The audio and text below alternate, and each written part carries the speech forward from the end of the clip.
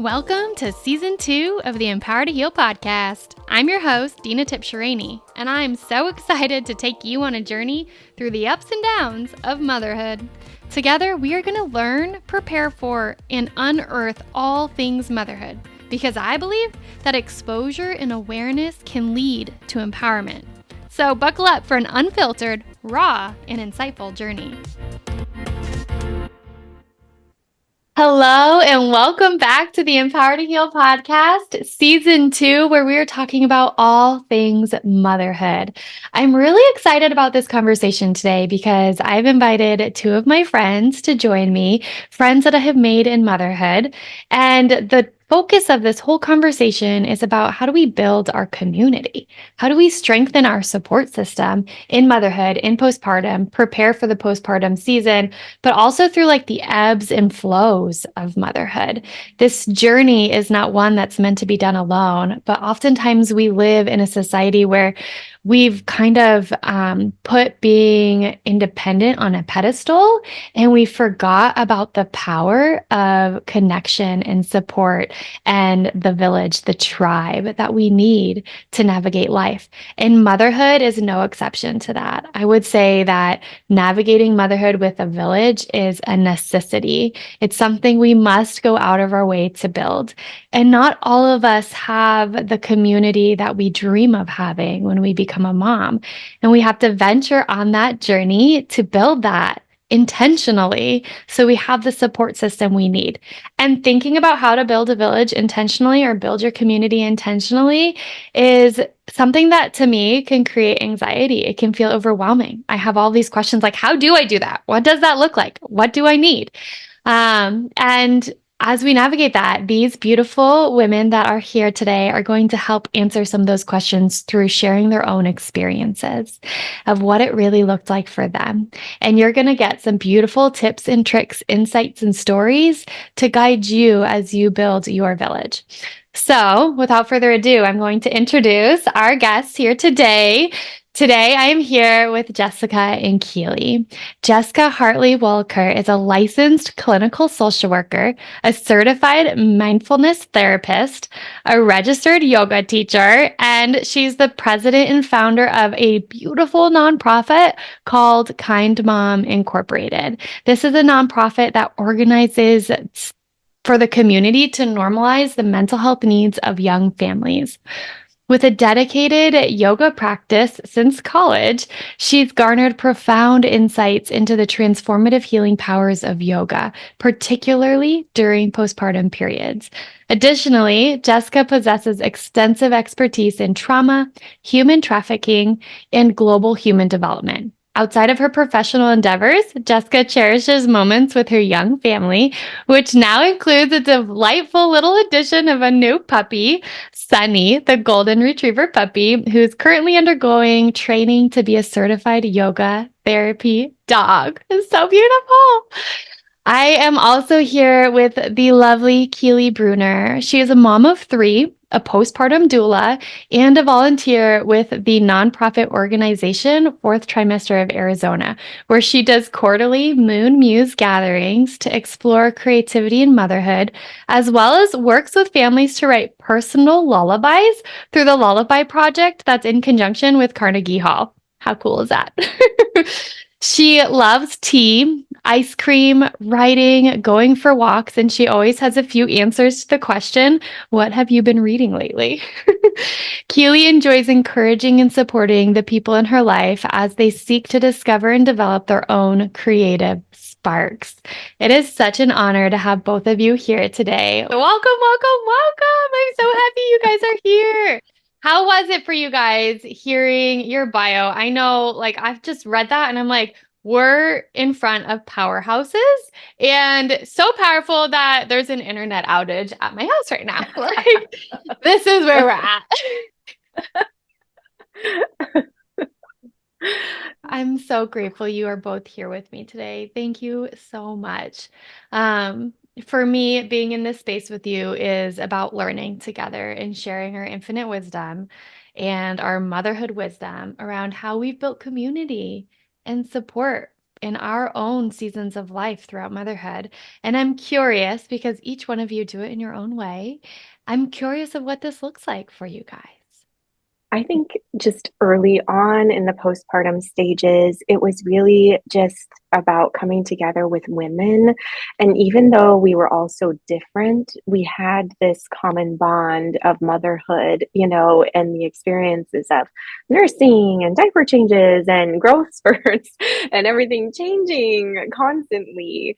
And so I always thought that was so beautiful how we could be vastly different and but all coming together. And it was just really a sisterhood, early on, and just remembering to be you, and that's okay. And we all kind of made a beautiful patchwork quilt. I'm thinking of my first nursing group I was in, but just again, just like remembering to be yourself, and that we all added a little spark to the conversations. And Mm, even though there were such big differences in many things, it was beautiful to have these little babies and to all be similar in that mm. way. Yes. So did you go out and like find a nursing group postpartum? Like, how did you stumble across getting connected to that group of women? Yes. So the hospital offered it actually where I delivered. And just, I lost my own mother in graduate school. And so not having that maternal kind of person beside me to teach me to nurse and be like, oh, hey, that's normal, or hey, try this in the middle of the night, instead of what you're doing. And so, just have, like I said, in a hospital setting, it was really nice because the nurses were lactation consultants. So they were helping us with not only just developmental things, but medical issues as well, mastitis, and, all the other fun things that could happen postpartum. So, yeah, it was a Mm. beautiful thing that the hospital offered. I remember, so our hospital offered that too. And I remember being so afraid to go. I had a friend who was pregnant and she knew my struggles and she was giving birth in a couple of weeks and she's like, I gotta go, so you're coming with me. And she made it like, no, we're doing this together. Like I need to learn and you're struggling, so let's build that community. And it helped so much having somebody who like forced me gently and lovingly into spaces and circles that I could witness other moms on journeys being tearful or Yes. feeling overwhelmed or not having answers or like questioning if it's working, all the things that I was going through in my mind of panic and overwhelm in the nursing journey. It was so nice to see that I wasn't alone in carrying all that. Yeah. Yeah, I would agree. So my situation was a little different in the sense that we moved when Julia, my oldest, was only 7 weeks old, and we moved from New Jersey. So we didn't know anybody here in Tempe, and but I had been, looking online for groups, and I found a Facebook Gentle Moms group and these kinds of things that I thought, well, this will be, something I can check out once we get there. And the first place I went was Lilette League, which was Mm. a really great resource for me because I knew I wanted to breastfeed, and we did. Um, I won't tell you for how long, but with all three kids put together, it comes to about 10 years, and Oh, um, and we, so it was profoundly impactful, right, to have that beginning experience. And I did meet one of my good friends, the first several years of motherhood. We sort of lost touch during COVID and those kinds of things, but we it was like it was really huge for me because I had not cared for babies. I was the youngest in my family, had one niece, but I really didn't, do that much um caring for her, and so it was a lot to learn. It was a big learning curve, especially around breastfeeding, nursing, but um in other ways too, just sort of uh, how do you introduce foods, how do you nurse in public, and that's where I kind of saw people with cool nursing gear, you know, and I was like, hey, you're like nursing, but not showing your whole boob. I gotta figure this out. You know, these kinds of things that like you can't just ask a stranger on the street, you know.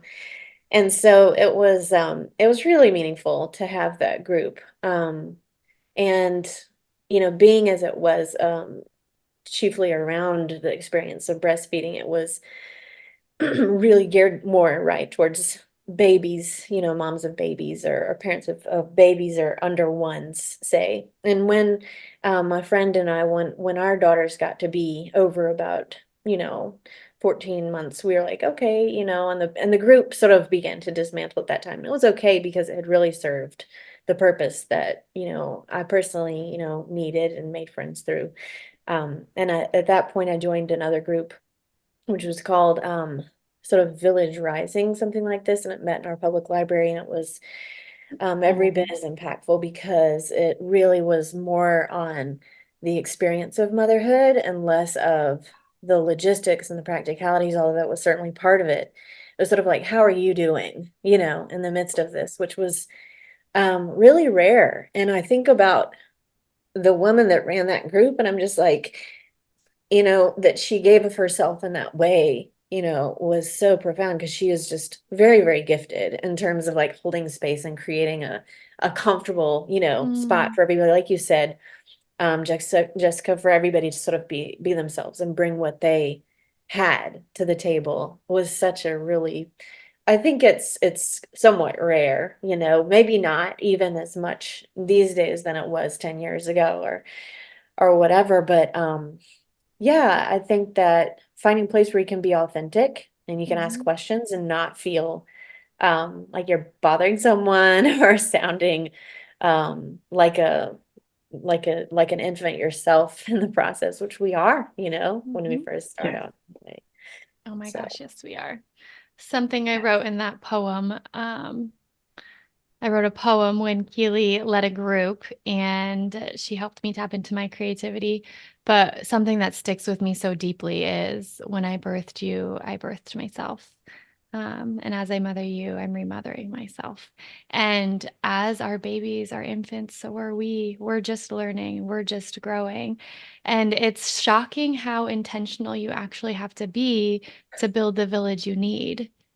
It doesn't just come. You can't sit back and expect it to be there. You have to take those vulnerable first steps to try something new, to go to the group, to ask a friend for help.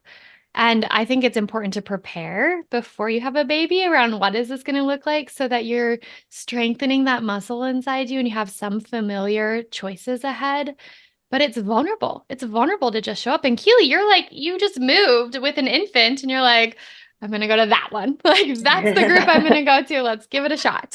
well, yeah, I mean, I think it would have maybe even been harder to do so if I'd stayed where we were. There was actually a very strong community around, you know, babies and young families where we moved from, and I I regretted that, you know, a bit when we moved. I mean, it was for good reason because my husband got a job and wouldn't have had it any other way in the end. But yeah, at the same time, I was starting fresh, you know, and all of us were, you know, with our babies. And you go to those Mhm. meetings, and you're bound to find somebody that just had a baby or, you know, Mhm. has one around your age. And as it was, our daughters were about a month apart, you know, Mhm. so. Um, I don't know if you're gonna go to this spot in the conversation, Take but it there, Keely. but again, it's even harder though, with a second or subsequent child because I didn't go to those same places. I didn't have the energy to go. I didn't have the time, actually. My schedule changed. I began working part-time. I was still caring for my baby and, you know, the 3-year-old girl, both, but it was more challenging, you know, once some of those things came about. And so I felt like in preparing for, you know, thinking about this and what I might bring to this conversation today was like, um, I'm more of like, it's funny because I have a couple of friends and we know this about ourselves. We're sort of free agent friends. You know what I mean? Like we don't really have a group that we hang out with. And so this one thing that I find so cool about, your friend group, Dena, these group texts and things like this, I don't have, that. And so I think what I really did in preparing for postpartum with the second and third was making a list of those friends that I have who are kind of my spokes, right? That are part of my support system, and takes a little bit more intentionality, to develop your individual village of, those 6 or 7, 8 people. But I know that those are genuine friendships that I can count on, you know what I mean? And so I think like at some point kind of had to pivot into building those individual friendships. And that's something I had tried to do before children as well, because we were in graduate housing where you'd have friends and they might be there for a year or two, but and then you'd say goodbye. And so I learned how to enjoy someone's friendship while it was there. Try to keep it up if I could once they were gone, but if it didn't, it didn't, and it was okay. I think in that way, enjoying people for the season they're in your life. You gave a lot of food for thought, and you gave a definition of what it can look like for building a friend support system when you don't innately have that built in. Like my besties, we grew up together. Like we met freshman year of high school. Like we literally grew up together and like they've become sisters, right? And so that is a natural like go-to for me. But if you don't have that, like that in your life, I love creating a list. Like that is such a great idea. Create a list of those people. Because when you're feeling lonely and isolated, it's really hard in the moment to think about who it is. Like it's really hard to scan your being when you're in the depths of that place and you're exhausted to identify people, but having that list created so that you can go back to it. Like, what a brilliant, simple way to remember who's there for you.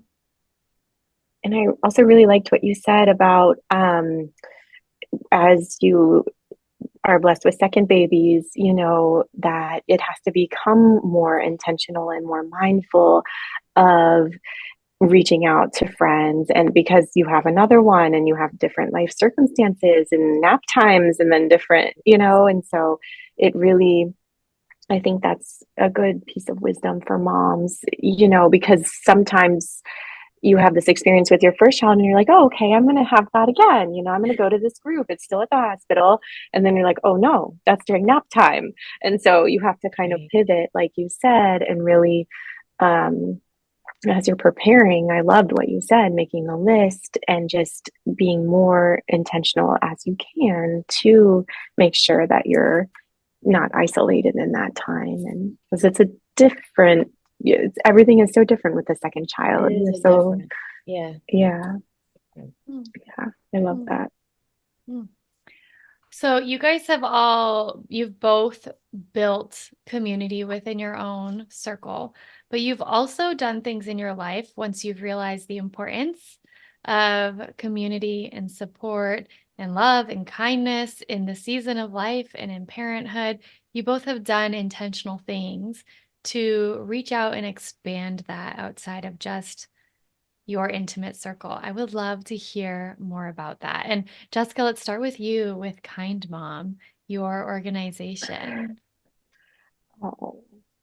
Well, I think it was born kind of when I was born, and I just saw the power of women coming together. And it started before I was incorporated. I would help new moms at work, and I would just be kind of their go-to person, just because I kind of wanted to pay it forward, everything I received as a new mom. And then as both of my girls grew, it kind of morphed into this family of what can we do as a family to build community? We can host events where we all honor and respect every human being, no matter where they come from, no matter what they look like. And it kind of mirrored with what was going on in society at the time, just coming together with beautiful young minds and hearts to be that voice of hope. And then, so it's kind of And now as my girls have gotten older, we organize, park cleanups and drives at various holidays to make sure that children in our community are fed and feel loved and remembered on holidays. So it's really, I think it's just the power of women coming together. And when you get women in a room and they all have these beautiful sparks and lights of energy and ideas, and it just kind of grows. And I feel like I can't take credit for that because it's just really about just all these beautiful women just coming together with ideas and just visions for hope and to bring more hope and peace and kindness to our community, if that makes sense. It makes perfect sense. I agree with what you said about women. Like when women come together, right? And I was a part of this really beautiful community called We Are the Women. That Oh, somebody named Julie Santiago, she like helped bring this community together through her work. And she has this saying, like, when I rise, you rise, we rise together. Like, and it's so true, right? When we embody like you remembered the depths of the postpartum season and you made a decision to be the person that others may not have at their fingertips in your community and their go-to person to call or be vulnerable with or reach out to or say they do have a need and be able to speak that. And how precious is that that you used your own experiences to cultivate that? And then it became a whole nonprofit organization. Like it became its own thing. That's such power. oh, you're so sweet, Tina. Thank you. Oh, thank you. What an inspiration. Ah, Oh, and Keely, I mean, you are a postpartum doula now too. And then all that you do with fourth that's so trimester of cool. Arizona. Will you share more Right. with us? Yeah. So listening to you, Jessica, I was thinking about how that's how I got into postpartum doula work, was sort of realizing I was organically doing this thing of I'd see someone who was pregnant, and maybe would begin a conversation. Not any type of awkward way, I think generally, but um, people would somehow I would learn they had need of a certain resource or a certain group or a certain and it even started, it was probably my oldest daughter was just a few months old at the time, and someone was saying that their brother and his wife were having a hard time sleeping. I said, well, have you thought about this or that or the other, and it was like a very organic thing. And I think that it is sort of um, it's a reflex for some of us who have experienced, like something that works well, especially postpartum, because it feels like in some ways we feel like we're reinventing the wheel, I think maybe every generation does it to some extent. Mhm. But being able to kind of, yeah, be um a sort of information clearinghouse in some sort of way, even informally, I think is it's inspiring and it's empowering, to be able to then help other people find a way to create a sustainable situation for them, for their families as well. And that's really what's behind postpartum doula work, right? Is helping, young, I guess, like new parents or anytime a family has a new member join, you want to sort of figure out, okay, where is everybody in the relationships, how are they changing, how are they growing, and how can I, help you guys figure out a rhythm that works best for you, in terms of sleep or feeding, getting things done around the house, all those sorts of things. And Mhm. so that's kind of where, yeah, it was not that different of an impulse, but when a different place. Um, because it was shortly after I had my third, and I was like, hey, I feel like I might have some knowledge around this that someone might be able to use. And so, yeah, and that's really, I think the first kind of practical thing was being involved in fourth trimester at that point, because I began doing the presentations on preparing for postpartum and those types of things, which Mhm. um, I was really helped by. Really, it was just blog posts, that I found when I was preparing for postpartum. I was like, oh, so like, because I'm kind of a planner, and so when I was able to use those muscles towards it, it felt like it made more sense to me. And so, like you, Dina, I like helping people plan for that time because it can be kind of overwhelming. Yes. Yes, absolutely. And as a postpartum doula, so I didn't even know I had a doula, an absolutely amazing birth doula. And I didn't know postpartum doulas existed at that time. And I really wish I did because I could have used that expertise and that essence. Like there's just an energy that doulas bring forward where there's intuition married with knowledge, married with experience, and married with empathy. Like there's just this really gorgeous woven talent that many doulas present with. And in the postpartum season, having a doula know the ins and outs of what we're going to need and be able to help create that with you or show up and be that extra support, that extra um, resource on the side is invaluable because postpartum doula work can look like whatever it needs to look like. It can look like supporting with like nursing positions.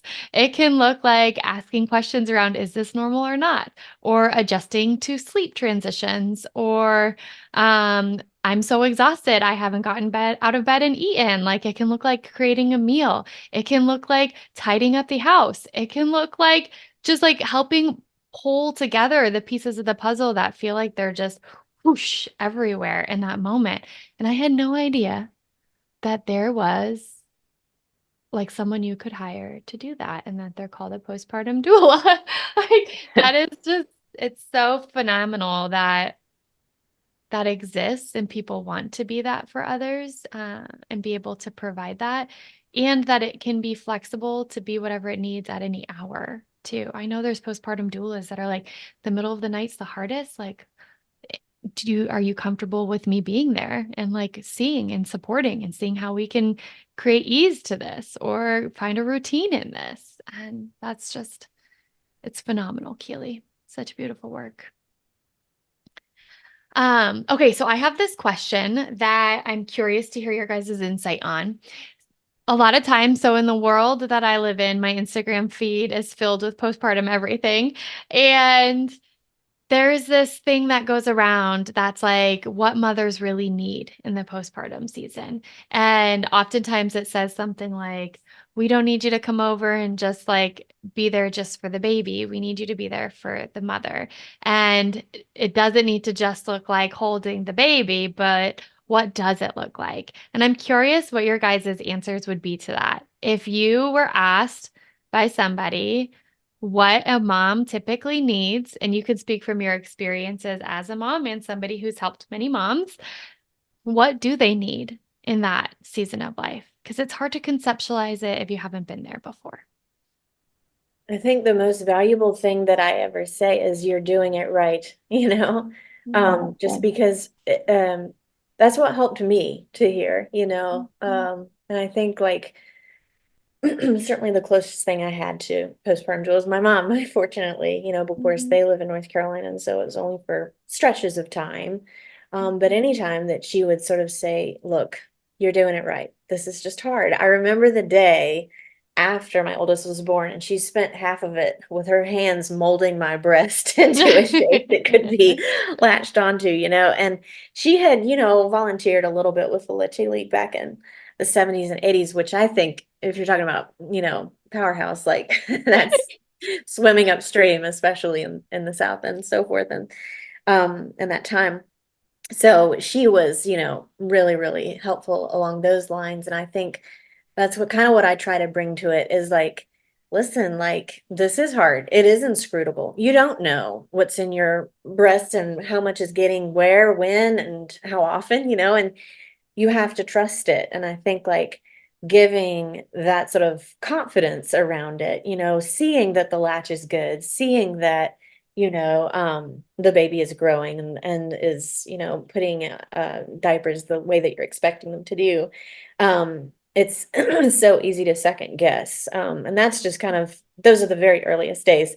I have lots of more opportunities to second guess everything now that, my oldest is going to be in middle school next year.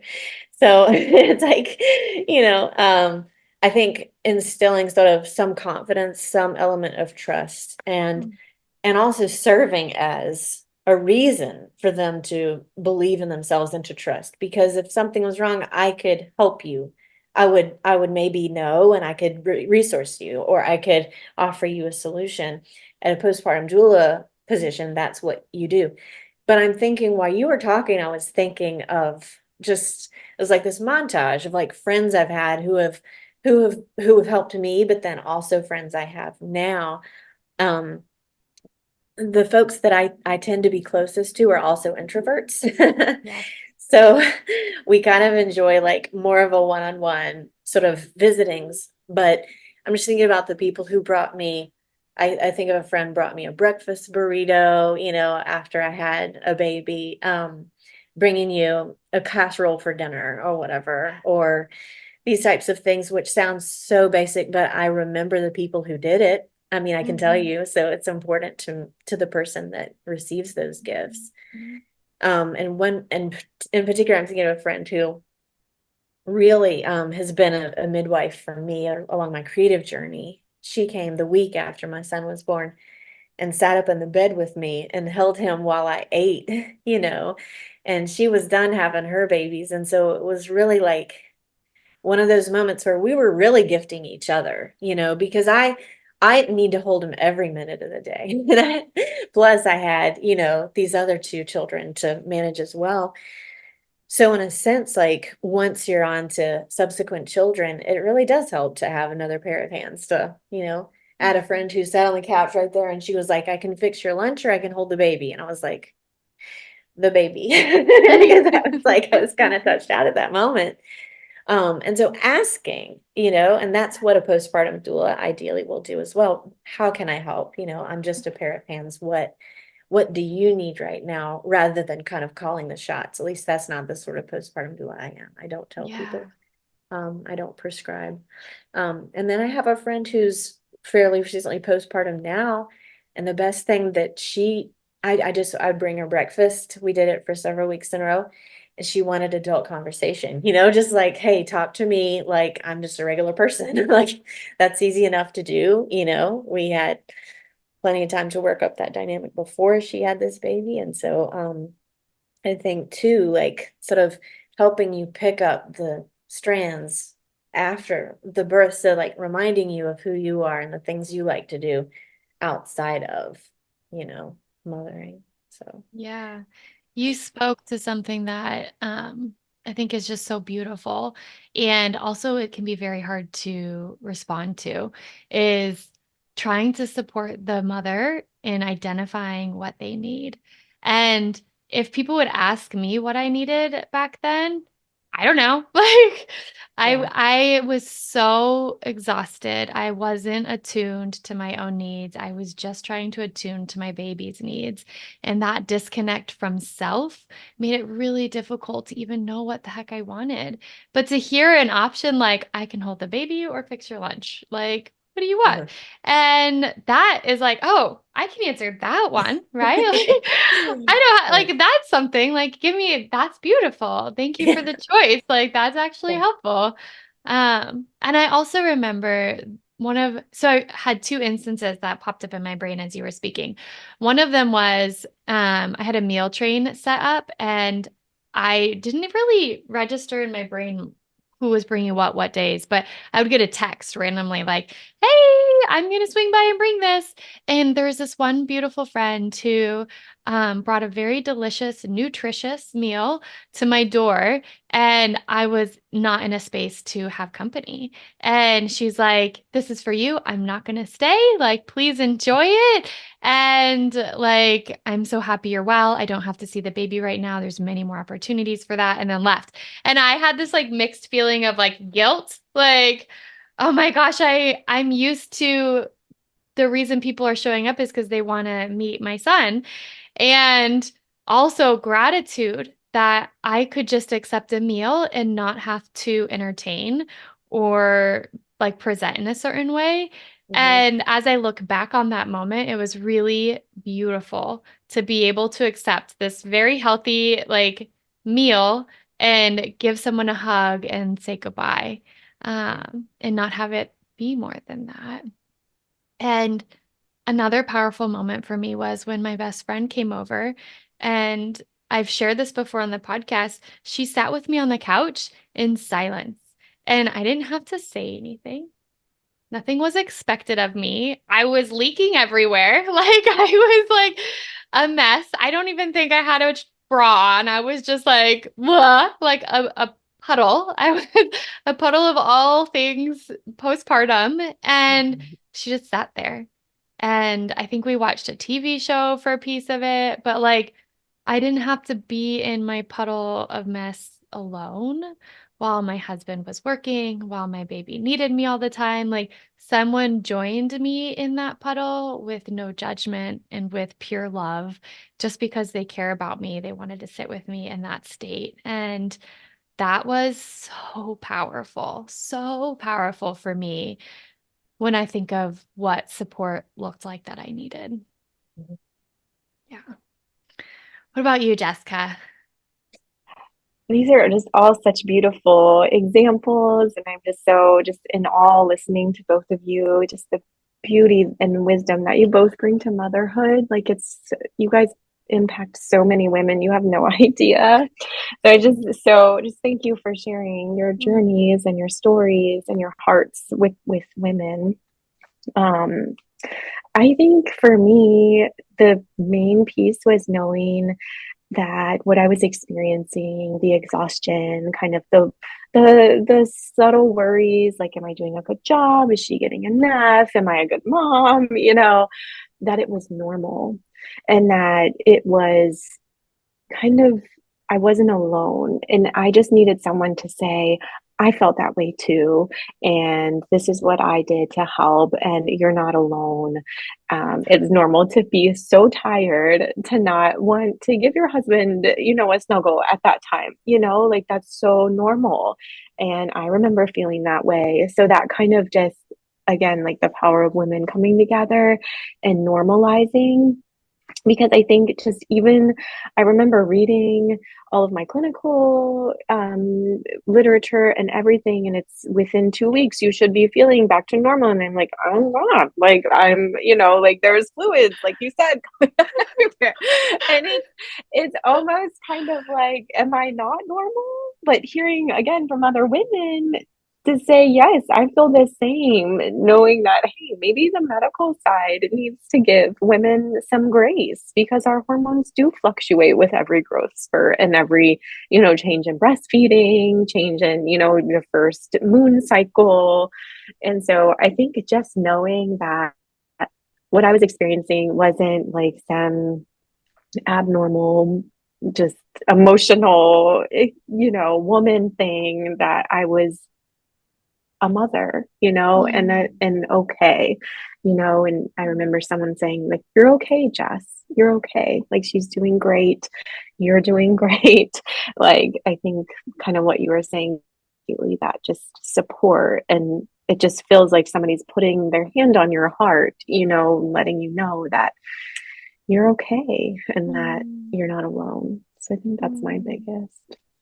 mm. Yeah. That's so empowering knowing that we're not going through it together because we stop looking Yeah. at ourselves through that like pathological lens and we start seeing Yes. ourselves as human. Like we are Yeah. humans having a human Yes. experience that humans have had Yeah. for all existence of humans. Like Yes. this is how it goes. And so really to summarize what I heard you guys say that really hits home for me is you're doing it right. Trust your instincts. Learn to develop that mom intuition that's going to serve you for the rest of motherhood. Trust that you know what you're doing and that you don't have to scroll for that answer, right? Yes. You're doing a good job. It's meant Yeah. to be messy right now. It's meant to be messy. and you're doing good with the mess. We're not supposed to be all tidied up and perfect right now. We're supposed to be real and vulnerable and broken open in every way, shape, and form. Like we Yeah, just literally. broke open and separated from a human we created. Like it is messy and transformative, and there is grief in all stages of grief, the physical grief of separating from your baby physically, right? As your body contracts and remembers the feeling and the phantom kicks of them being inside you, like to the grief of your identity shifting and the time you had before to do all the things and keep a tidy home and make meals and care for your partner. Like this is a grief in that whole transition in that state. And you're doing a good job. This is what it's meant to be like. That's so powerful. And then all the way through like the tangible things of if we can't ask for help or we don't know what we need, creating options. Don't just be there to hold the baby, but be there to fix the lunch. Be there to put the wash into the dryer after you washed it 4 times because you can't manage to get it in the dryer and it keeps getting sticky.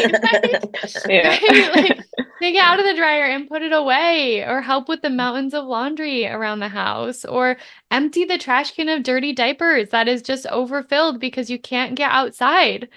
Right? Open the windows and the curtains to let light in the middle of the day because you're feeling dark and depressed and it's hard to get out of bed and you need someone to freshen up your room and bring the light.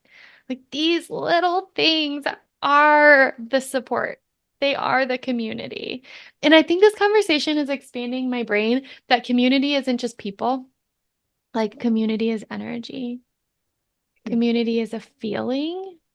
And you don't have to have a large number of people showing up for you to feel the energy of being held and that feeling of community. I Yeah. think that it helps a lot for me to know about myself that I like just kind of one or two people in my space at any given time, in terms of like if I'm really going to connect. I think that it's different, like you were saying, Dina, to prepare for a larger group of people and to like go and plan, a curriculum around it and these kinds of things I can do and I enjoy that. But if we're talking about really, organic interactions with other humans that I find life-giving, beneficial to, mutually beneficial, it's generally going to be one or two people. And for me, I've I feel like that's been helpful, for me to realize and then say like that's how I'm made, and that's okay because I can have the types of friendships that I wouldn't have, I think, if I didn't know that about myself. Do you know what I Yeah. mean? Yeah. I would just feel like "Oh, I'm always awkward around a lot of people, and I would just assume that I'm just awkward. You know what I mean? I just wanted to say one other thing too, which is in that element of the village is that I love having other moms in my village, and I also love having maidens and crones, right? People who Mm. have not held babies and they can't wait. My oldest daughter is now, she's coming to that age and she just really excited about babysitting, this kind of things. But we have a babysitter that we really love, and she's in college, so of course all things transition, but and we have, older women in our church who are really mothers to me, and so having them, because we don't have, immediate family close by, having other people of our community that can serve in those ways, um, pick them up after school every now and then, take them out for a treat, have them over some afternoon when you're feeling really overwhelmed with the baby or whatever like that, those types of things. Because other moms, we're not always in a position to do that, for friends, because we have our own nap times, like you said, Jessica, we have our own nap times and other commitments to work around. And so when you can bring other people into your village who are not bound by those same types of constraints, um, it just kind of it's diversifying a little bit to where you're not depending on people with the same exact schedules and skill sets as you may have. So Mm. What a powerful point to contribute, Keely. I hadn't thought about that before. Like I think for like the knowledge of the crone, I normally just think of like mom, my mom, right? I don't have like I didn't have grandparents living here at the time. My mom lives an hour away and she stayed for a week and she's the one who thankfully brought us to a lactation consultant and it changed our future. Like she had the wherewithal and the knowledge to say this is who you need and where we're going and set it up and get my butt there. But there's I didn't I've never thought of intentionally building that community of maidens and crones who can bring their wisdom, experience, or desire to the table. What a I powerful didn't think about perspective. it intentionally either until I noticed it was happening, you know. I think Yeah. especially with COVID and um, figuring out how to sustain our family during that time, I realized I need somebody that's not just another mom with their own family and their own vaccines they're worried about with their kids and them, and their jobs or things. And I couldn't really bring, especially older individuals, into our circle at that time because we were worried, of course, about COVID and so forth. But once felt like it was kind of safe to do so, like those were the first people I reached out to, just because it was just like, you haven't got to see my kid and how long, you haven't actually been able to hug them and and they miss that and we miss that. And I think probably most people experience that on some level, especially if they have parents or grandparents nearby. Mm-hmm. But we didn't. Mm-hmm. And so yeah. And it was also interesting. We had a mother blessing for my third. It was cool. And my friend pointed this out to me. She was like, I love how there's maidens, mothers, and crones here. And I was like, gosh, you're right. And it happened kind of without me noticing, but like there's such a special energy that each of those brings to the carrying of a baby, even. And I loved the part of the mother blessing where people put their hands on my belly, and blessed it in that way. And I was like, this is how long has it been for some of these women to have felt a pregnant belly? And even now I think about it and I'm like, gosh, I didn't take it for granted. That's one thing I can say to myself. It's like, I don't think I took it for granted. I felt the belly. I was present. I was there for it. But it is a very singular feeling, right? To be able to feel life under your hands. And so that was a gift that I gave, even in the midst of being blessed by them. Mm-hmm. That's so beautiful. Mother blessings are things that are recently introduced to my world. And I'm grateful. Jen Hoprich, she was on the podcast that just aired the 2 weeks before this one is airing, and she shared about mother blessings. And I just feel so grateful to know that there's a piece of our community that's intentionally blessing the mom and not just focused on showering the baby. Um, that allows you to feel that sacred transition, that sacred, it's a sacred portal you're entering through, and people who are going to hold you through that and stand with you. And those who show up to the blessing are those that you can call on afterwards. It's so beautiful. Wow. Jess, do you have anything you want to add? I'm just in awe of listening to all of this. Like I said, with Keeley's wisdom and your wisdom and the mother blessing, that was my first. I've kind of read about it, but just hearing it described in such a beautiful way. But yes, I so resonated with the maiden and the crone aspect. Thinking about my postpartum journey, the crones were so vital to me. Just kind of being, they weren't postpartum doulas, but they were kind of fairy godmothers, just in their own ways, just coming and blessing me with gifts of meals, but also gifts of that wisdom and energy that you're still such a light even though now you have this baby and you're exhausted. So just again normalizing that whole dance that motherhood is. Yes. Yeah. I think what's worth mentioning is that all of the wisdom in this podcast right now that's being shared on this call comes from experiencing all ranges of the spectrum of the transition into motherhood. It comes from the joy and the overwhelm and the blessings and the glee and the delight. And it also comes from the despair and the loneliness and the depression and the anxiety and the overwhelm that has encompassed us all. And I share that perspective because I think sometimes we listen to people share journeys and we hear how beautiful their journey is. And then we compare and we forget that they're X amount of years through it. They're not in the thick of Yes. it. And the thick of it gets to be messy. And it's not by all accounts, it's not what society deems as pretty, right? It is truly in the trenches of the feelings that some of them we don't like, some of them we wish weren't there.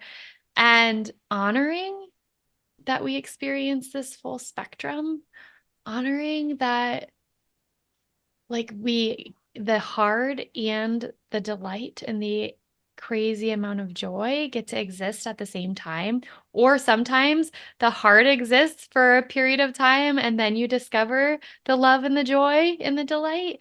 Like all of that get to exist without judgment and they get to exist without canceling each other out. Yeah. Yes. And if we didn't experience kind of those depths of being in the trenches or kind of like at the bottom of the rabbit hole, we wouldn't know what the beautiful light and joy and the capacity we have to experience that. It only becomes exacerbated by those spectrums of emotions that we encounter in motherhood. So, So true. I have to remind myself, like, you can't just numb a part of you. If you numb a part of you, yeah. you numb all of you, right? Like Yeah. It's like, if you, yes, if you're disconnecting from the hard, you're disconnecting from the joy. Like, yeah. because you experience the depths, you experience the highs. So true. Ah, well, thank you, my dear, so much for Thank joining us you. here.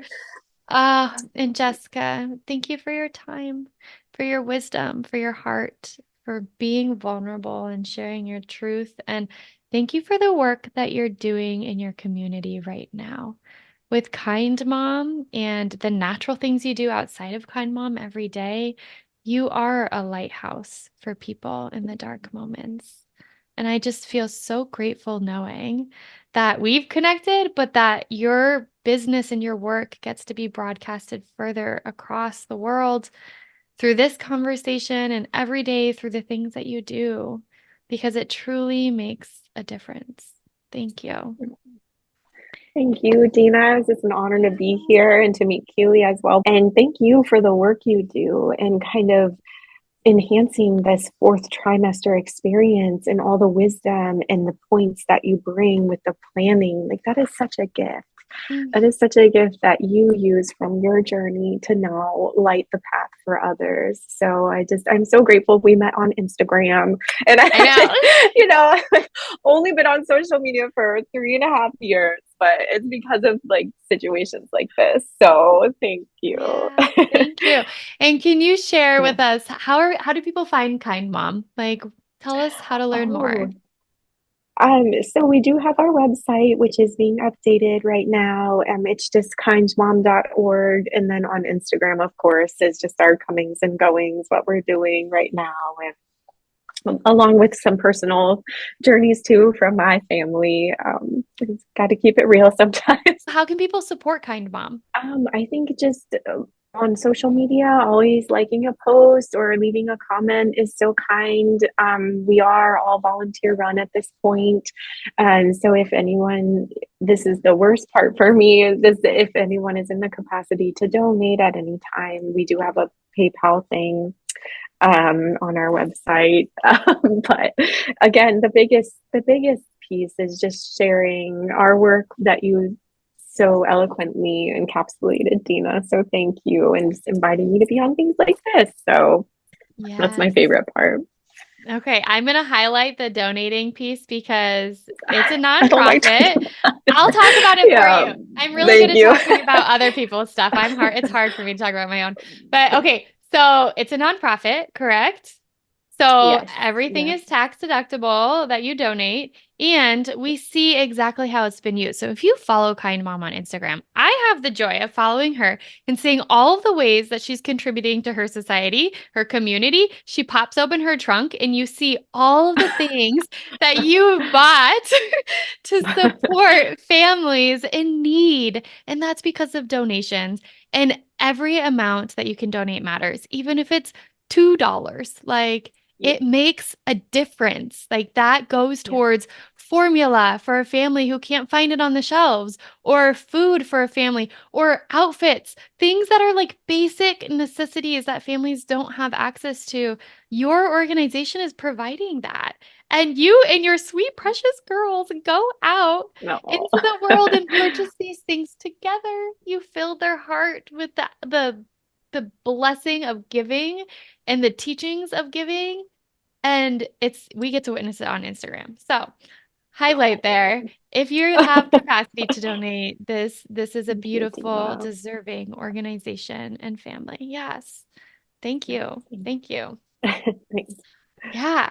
Keeley, my dear, tell us a little bit about how we can find you. If you want to invite people to follow the work that you do, if there's a way to do that, we would love to hear about it.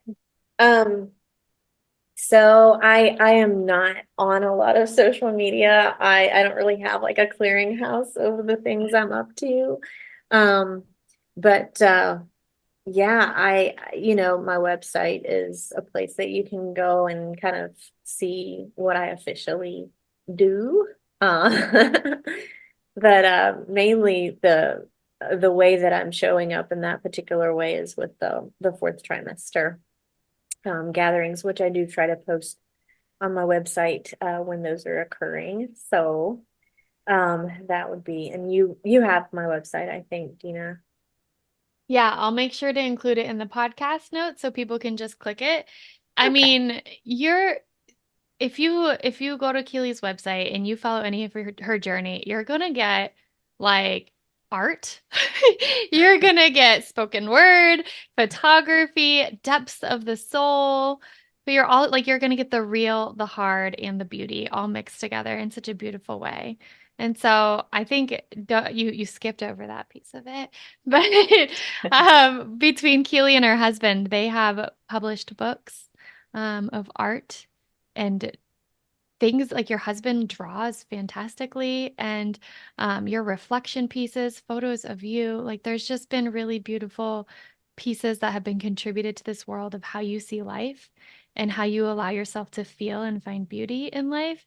And for me, art is a perspective. Like anytime I see art, it's a reflection for me. It gives perspective in my life. And you and your husband do that together really beautifully. So, Thank yes, you. I want to shout out that as well. Cool. Thank you, Okay. ladies, so much. Yeah. Yeah. All right, my dears. Thank you so much for joining Thank you, today and guys. blessing us Okay. with your knowledge.